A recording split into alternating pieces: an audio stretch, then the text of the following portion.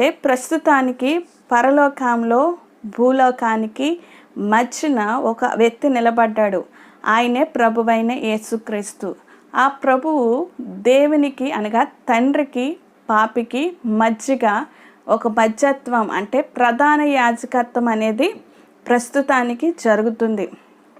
పాపిగా మనం ఉన్నప్పుడు, పాపిగా మీరున్నప్పుడు మీ యొక్క పాపాలు క్షమింపబడాలి. మీ యొక్క పాప ప్రార్థన అనేది కూడా తండ్రి దగ్గరికి అంటే పరలోకంలో చేరాలంటే ఈ యొక్క మధ్యవర్తి యేసుక్రీస్తు అనేవాడు, యేసుక్రీస్తు ప్రభువు ప్రధాన యాజకుడిగా మీ యొక్క ప్రార్థన ఆయన మిమ్మల్ని క్షమించి మీ యొక్క ధూపం అనేది ప్రార్థన బలార్పణ అతి పరిశుద్ధ స్థలమైన పరలోకానికి తండ్రి దగ్గర చేర్చడానికి ఈ యొక్క మధ్యవర్తి అయిన యేసు ప్రభువు ప్రస్తుతానికి ప్రధాన యాజకుడిగా